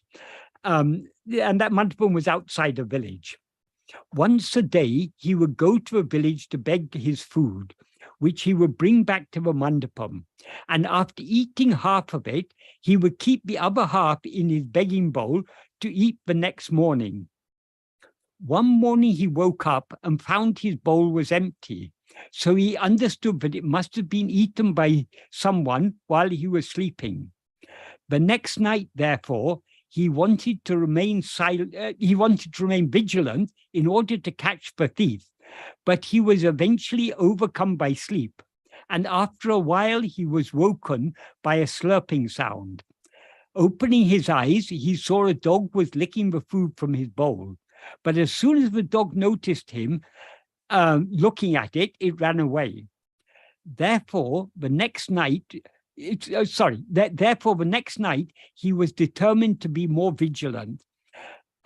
He lay down with his eyes closed as if he was sleeping, but listened intently for any sound. After a while, he heard the soft sound of the dog approaching, so he opened his eyes. Seeing that he was looking at it, the dog stopped, waiting for him to close his eyes. But since he continued looking at it, it gradually began to slip away. The following night, he was again vigilant, looking out for the dog's arrival. So when the dog cautiously entered the mandapam, it saw that it was being watched, so it stopped and then slowly began to retreat. The next night, it did not even enter the mandapam, but peered in from outside, and seeing that it was again being watched, it slipped away. Each successive night, it was more cautious and stayed further away from the mandapam, but seeing that it was being watched every time, it eventually stopped coming. Such is the nature of ego. If we do not watch it vigilantly, it will rise and play havoc with us. But if we merely watch it, it will subside and take flight. Being very gentle-natured, the sadhu never tried to chase the dog away, but simply looked at it, and his mere look was sufficient to make it retreat and run away. Ego rises, stands, and flourishes to the extent to which we attend to anything other than ourselves. But like the dog withdrawing because it is being watched, ego will withdraw and sink back into its source to the extent to which we vigilantly attend to it. Therefore, curbing the rising of ego and eventually vanquishing it entirely is extremely easy, provided we have sufficient love to do so. All we have to do is to be vigilantly self-attentive, watching ourselves carefully to prevent ourselves rising as ego. That's why the pallavi of this song is Aye Ati Solapum, Anma Bide Aye Ati Solapum. Extremely easy is this Atma Vidya. It's extremely easy because all we have to do is to be self-attentive, to watch ourselves carefully, and thereby bring about the subsidence and eventual dissolution of ego. Another analogy I often use to illustrate this is the nature of a young rabbit who likes to come out of its burrow to play, but knows that being outside is potentially dangerous because predators such as foxes may try to catch and kill it. Therefore, when no one is watching it, it will happily play about outside. But as soon as it notices it is being watched, it will return to its burrow for safety. If it is being watched from a distance, it will remain outside but close to its burrow. But the closer the watching eyes approach, the more it will retreat back to its burrow. And when it is being watched closely, it will withdraw into its burrow and wait there until the danger has passed. Likewise, ego likes to rise and run outwards to play about in the world of phenomena, but it can do so only so long as it is not being watched. So if we keep a watchful eye on it, that is, on ourself who now seem to be ego, its rising and restless activity will thereby be curbed. To the extent to which we watch it carefully, it will thereby sink back within. So the more keenly we watch it, the more it will retreat back into it towards its source, like the rabbit retreating back towards its burrow. Even when we are not watching it so keenly that it sinks back deep inside and thereby merges completely in its source, we can at least curb the speed and enthusiasm with which it rushes outwards by trying to watch it as much as we can. Watching it is not at all difficult, so the only obstacle that prevents us from doing so is our enthusiasm for going outwards and consequent lack of willingness to watch ourselves. That is, being self-attentive is extremely easy, but we need to be, the love to do so is necessary. The problem we all face when we try to put this into practice is we have more liking, more enthusiasm to go out to experience other things than we have to turn within and thereby subside back into our source. That is the problem. That is why this extremely easy path seems to us to be difficult, but it's difficult only because of our lack of love, our lack of willingness. The bridegroom's spurious friend, the hungry dog, and the playful young rabbit are each analogous to ego, because like ego, they will each run away when they're investigated or watched. However, each of these three is something other than the one who is investigating or watching it, whereas ego is itself the one who needs to investigate or watch itself.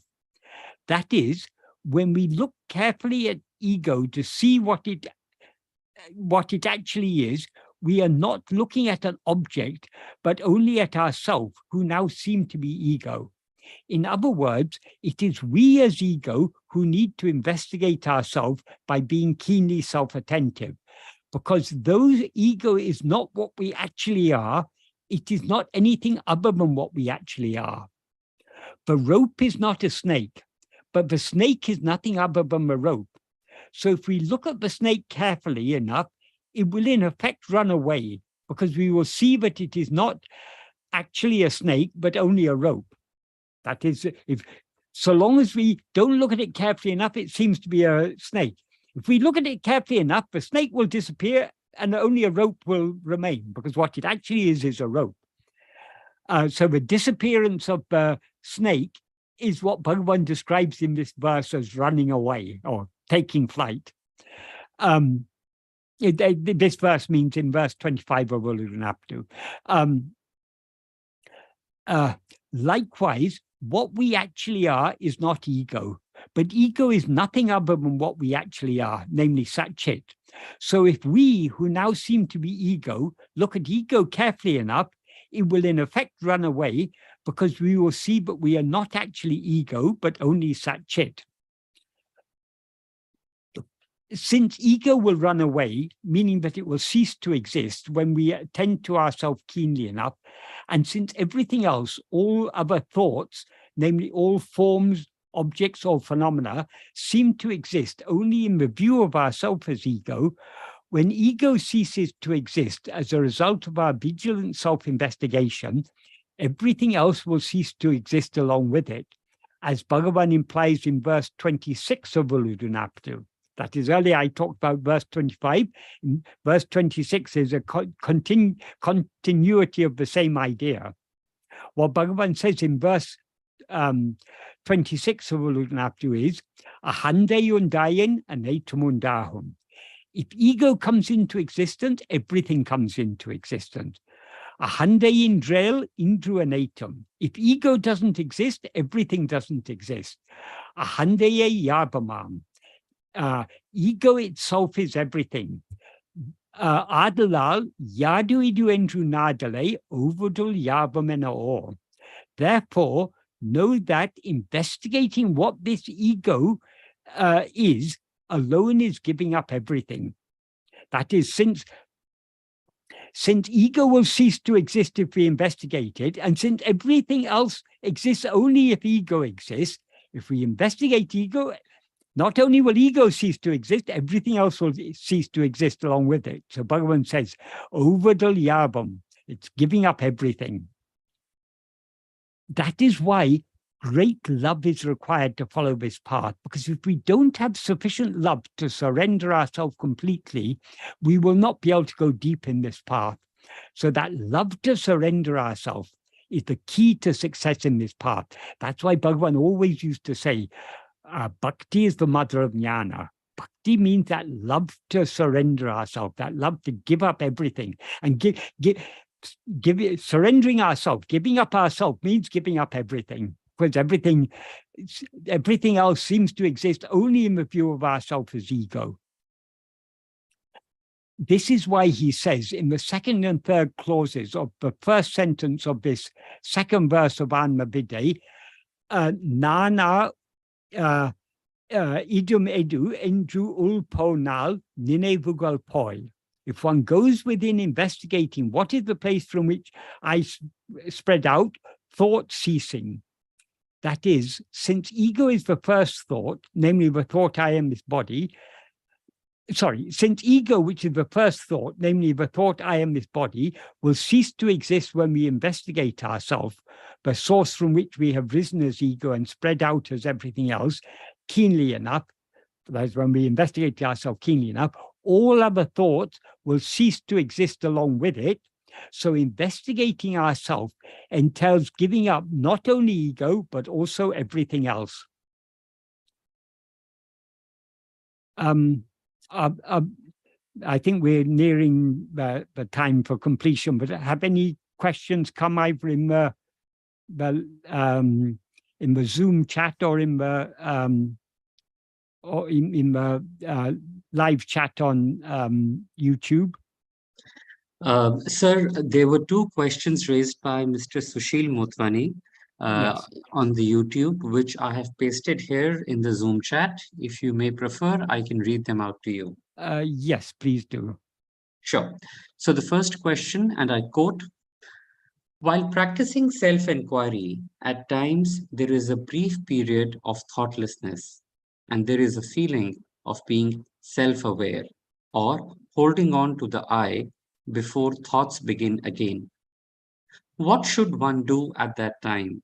Should one try to stay with that feeling of self-awareness or continue to ask, to whom is this feeling, etc.? Doing so takes away that feeling. How should one know whether it is self-awareness versus manolaya? Unquote. Okay.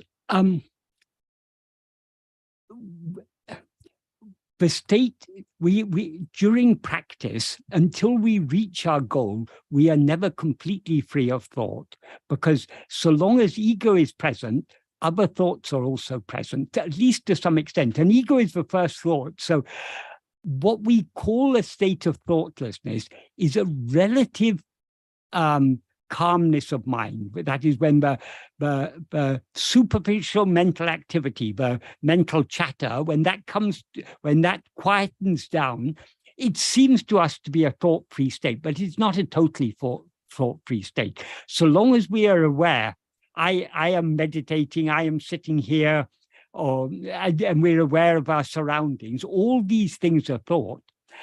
So we during this practice, until we annihilate ego, we are not totally free of thought. But when that is, we need not be too concerned about thoughts. That is, thoughts will, to the extent to which we are self-attentive, thoughts will subside. But Bhagavan doesn't want to, our aim is not to bring about the subsidence of thought. Our aim is to know what we actually are. The subsidence of thought is a byproduct. This is self-investigation. We are trying to know, who am I? So our sole aim is to know, who am I? To know, in order to know who am I, we need to attend to ourselves. And to the extent to which we attend to ourselves, our attention is withdrawn from other things, so thoughts naturally subside. But if we are concerned about thoughts, have the thoughts subsided or not, then our attention is again going away from ourselves. So in self-investigation, we have one aim and one aim alone. That is to attend to ourselves. That's why Bhagavan says in the 6th paragraph of Nana, however many thoughts arise, so what? If thoughts arise, it means our attention has been diverted away from ourselves towards something else. So what do we have to do? Whatever has appeared in our awareness, or whatever thought or phenomenon or whatever it is has appeared, to whom has it appeared? To me. We turn our attention back to ourselves. That doesn't mean we have to question ourselves. What Bhagavan means by investigating to whom, it means turning our attention back towards ourselves, the one to whom whatever it is has appeared. And in self-investigation, we don't have to ask any question. We don't even have to ask the question, who am I? That is, though Bhagavan expressed it as if in a question, it's not actually a question. Bhagavan never said, ask who am I, or ask to whom. He said, investigate to whom. There's a difference between asking and investigating. If Bhagavan gives you a book and says, investigate what's written in it, you don't just sit there with the book in your hand asking yourself what is written in this book. No, in order to investigate what's written in it, you open the book to see. And then you read it, and you then know what's inside. So investigating who am I means looking within ourselves to see what we actually are. It doesn't mean asking the questions. And regarding the question, what should we do? What we should do from beginning to end is only to attend to ourselves. We are not concerned about thought. That thoughts appear or disappear is no concern of ours. Our only concern is to know who am I. And in order to know who am I, we need to attend to ourselves. We need to watch ourselves very carefully. So that is, this practice of self-investigation is a one-step process. The first step is to attend to ourselves. That is also the last step. As we practice more and more, we will go deeper and deeper within, but we go within only by attending to ourselves. So the practice remains the same from beginning to end. It may get more subtle and more refined, but it is essentially, it's the same practice, just being self-attentive. In the 16th paragraph of Nana, Bhagavan defines what he means by self-investigation, atma-vichara. He says, sadakalamum manate atmavil vetirupatukutan atma-vicharam endrupaya.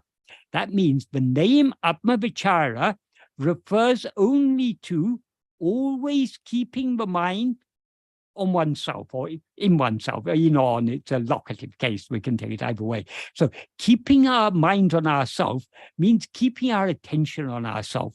So self-attentiveness alone is self-investigation. So whether thoughts continue to flow or whether they stop, that's no concern of ours. We shouldn't be attending to the thoughts. Even if there are thoughts, we shouldn't notice them. So let the thoughts appear or disappear. It's no concern of ours. Our only concern is to attend to ourselves. And that we need to hold on to this self-attentiveness till we completely dissolve in our source. And there was something else. That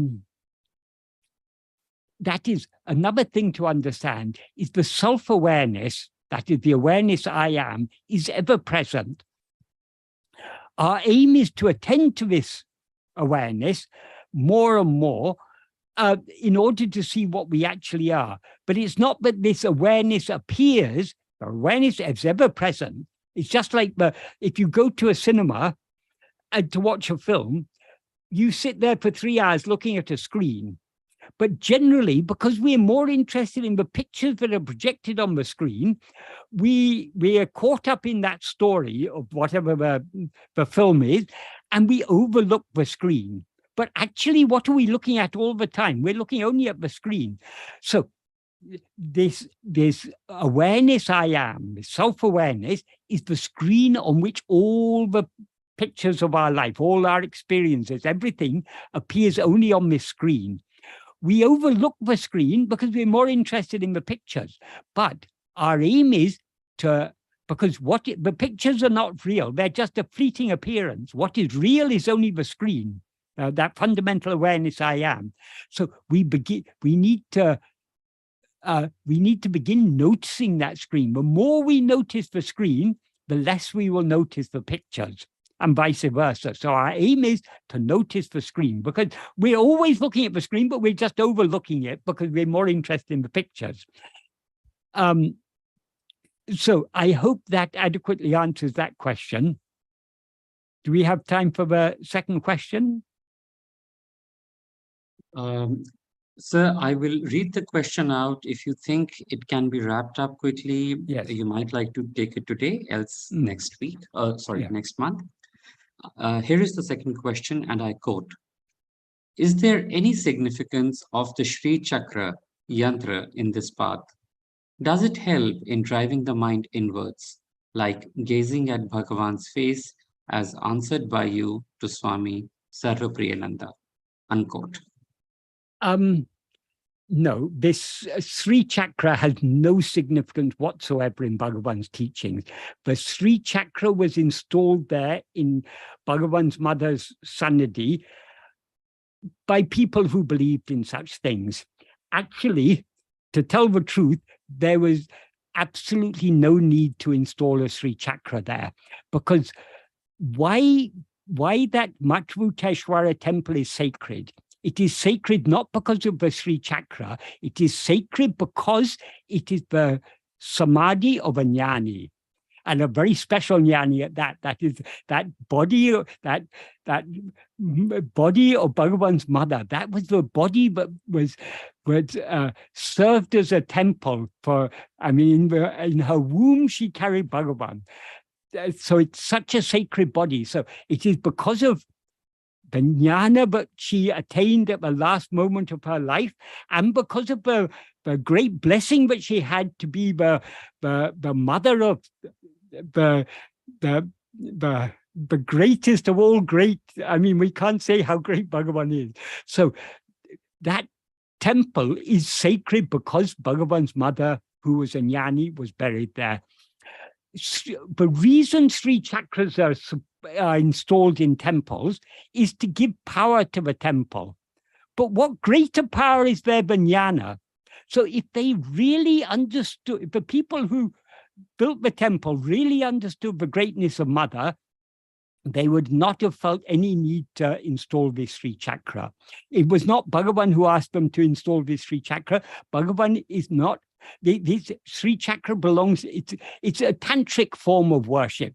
Bhagavan was not, Bhagavan's part is, the tantric part is very complex and ritualistic and roundabout and full of mantras and tantras and all these yantras and all these things. It's Bhagavan's part is extremely simple. But all these mantras, yantras, tantras, they're all things outside. Bhagavan's path is about turning within.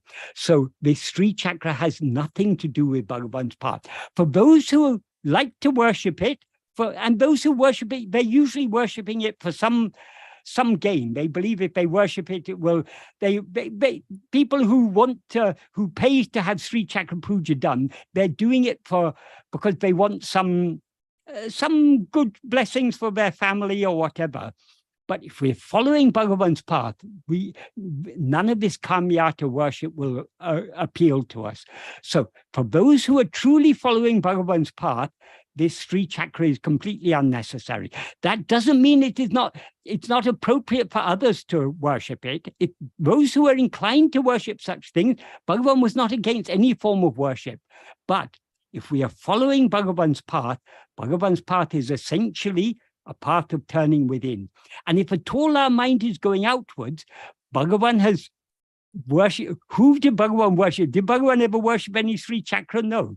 Bhagavan worshipped, the only name and form Bhagavan worshipped was the name and form of Arunachala, because Arunachala was his guru.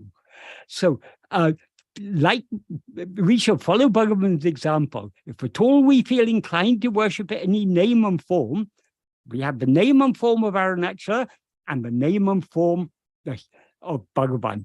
Actually, though they are two names and forms, they are one and the same. That is, Arunachala is Bhagavan in the form of a hill.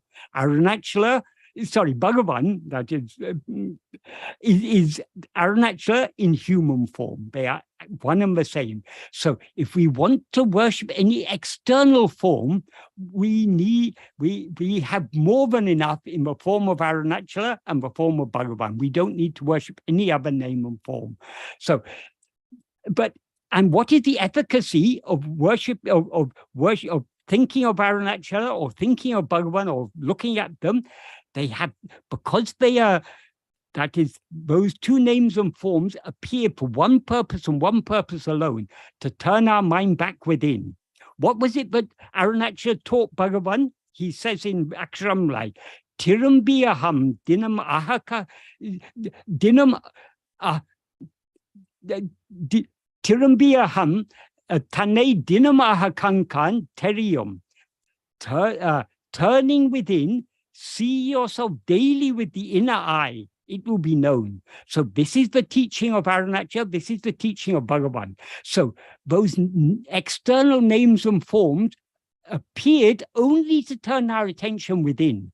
So we shouldn't be going out worshiping all these. There's so many different names and forms of God. They're all appropriate for people to worship, people who are drawn to those things. But if we're drawn to follow Bhagavan's path, we need not worship any name or form other than Arunachala Ramana. Om Namo Bhagavate Sri Arunachala Ramanaya. Namo Ramana.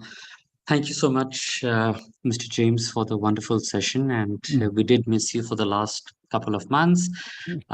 We hope and pray that your health remains good as ever, and you shall continue meeting us every second Sunday of the month henceforth. Thank you, sir. Okay. Thank you. Thank you, sir. With this, I would just request the devotees, in case they have any questions for Mr. Michael James, please send them through email or WhatsApp, and Mr. James can take them up in the next session subsequently. Would now request Narayanji to offer Arati and Aksharamanamalai சாற்ற Karunakara கணபதியே கரமருளிகாத்தாயே அருணாச்சல சிவ அருணாச்சல அருணாச்சல சிவ அருணாச்சல அருணாச்சல சிவ அருணாச்சல சிவ அருணாச்சல சிவ அருணாச்சலா அருணாச்சலம் என அகமே நினைப்பவர் அகந்தை வேறறுப்பாய் அருணாச்சலா அழகு சுந்தரம் அகமும் நீயும் முற்று அபிநமாயிருப்போம் அருணாச்சலா அகம்புகுந்தீர்த்துன் அககுகை சிறையாய் அமர்வித்ததென் கொல் அருணாச்சலா ஆறு காயனை ஆண்டனை அகற்றி அகிலம் பழித்திடும் அருணாச்சலா இப்பழித்த புனை ஏனினை தித்தால் இனி யார் விடுவார் அருணாச்சலா ஈன்றிடும் பெரிதருள் புரிவோய் இதுவோ உனதருள் அருணாச்சலா முனையே மாற்றி போடார் உள்ளத்தின் மேல் இருப்பாய் அருணாச்சலா ஊர் சுற்று மூலம் விடாது உன்னை கண்டு அடங்கி அழகை காட்டருணாச்சலா என்னை அழித்திப்போ என்னை கலவாவி இதுவோ ஆண்மை அருணாச்சலா ஏன் இந்த உறக்கம் என்னை பிறருக்க இது உனக்கழகு அருணாச்சலா ஐம்புல கல்வன் அகத்தினில் புகும்போது அகத்தில் நீ இல்லை அருணாச்சலா ஒருவனாம் உன்னை ஒளித்தேவர் வரும் சூதே இது அருணாச்சலா ஓங்காரம் பொருள் உயர்வில்லை உனையார் அறிவார் அருணாச்சலா அவ்வை போல எனக்கும் அருளை தந்து अरुणाचला अरुणाचल अरुणाचल शिव अरुणाचल शिव अरुणाचल अरुणाचल शिव अरुणाचल शिव अरुणाचल शिव अरुणाचल अरुणाचल शिव अरुणाचल अरुणाचल शिव अरुणाचल அருணாச்சலம் பாடி அன்பர்களும் பாடி அக்ஷரமணி மாலை பாடி ஓம் பூர்வஸ்வவ தத்சதர்வவாண்யம் भर्गो देवस्य धीमहि धियो यो न प्रचोदयात् देवस्य प्रसवतत्यं तदेन प्रजन्यं स्वम्नि स्वाहा ओम प्राणाय स्वाहा वाणे स्वाहा व्याने स्वाहा समाने स्वाहा ब्रह्मणे स्वाहा नमो भगवती श्री अरुणाचल रमणाय नमः नमो भगवती श्री अरुणाचल रमणाय नमः नमो भगवती श्री अरुणाचल रमणाय नमः कात्याय मुल्लावल्ली देव सुब्रह्मण्य स्वामीनाथ दक्षिणामूर्ति नटराजा भैरवा नंदी महेश्वराय शिव पार्वती नमः ओम नमः शिवाय नमः शिवाय नमः शिवाय प्रकट गोशीरम नैवेद्यम समर्पयामि मध्ये मध्ये वाणीं समर्पयामि मूलम सूत्रामोसं समर्पयामि नीराजं समर्पयामि नीराजानन्तरमास्मनीयं समर्पयामि सुगीवरसमाहितं नागवल्लीतलयुतं कर्पूरसूर्णसहितं प्रतिपदां कर्पूरनीराजनं श्रीरमणमहर्षिः समर्पयामि।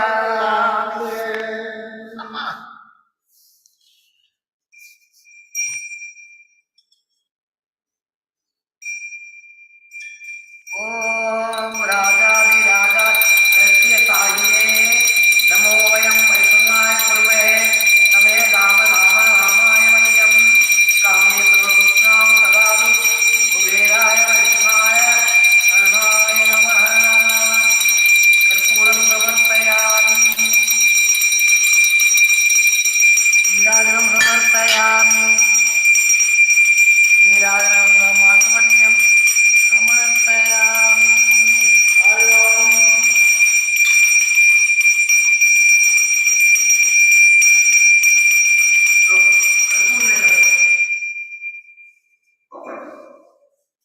गोवां पुष्पं वेदा पुष्पवान् प्रजावान् पद्मान् भवति चन्द्रमां वावां पुष्पं पुष्पं पुष्पवान् प्रजावान् पद्मान् भवति ओं तद्ब्रह्मा ओं तद्वायु ओं तदात्मा ओं सत्यं ओं तत्सर्वं ओं तत्पुराणं तच्चर्ति भूतेषु गुहायां तमें नत्तं मदक्कारकं इन्द्रत्तं रुद्रत्तं विष्णुत्तं ब्रह्मत्वं जाति ओं तदापो ज्योतिषं पुरुषरो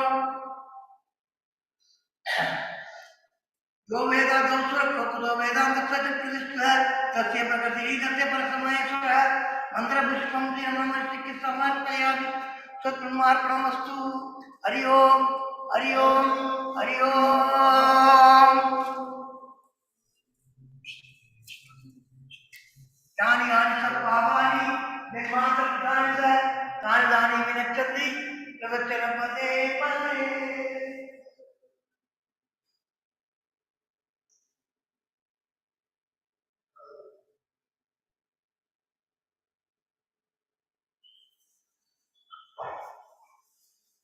रमणा सहारा सबका भला करे भगवान।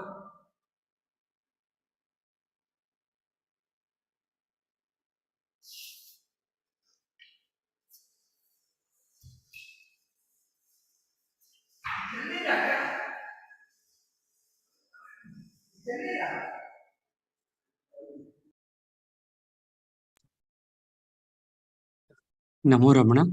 This brings us to the closure of today's satsang with Mr. Michael James. We shall meet Mr. James again next month, second Sunday of the month. Namo Ramana.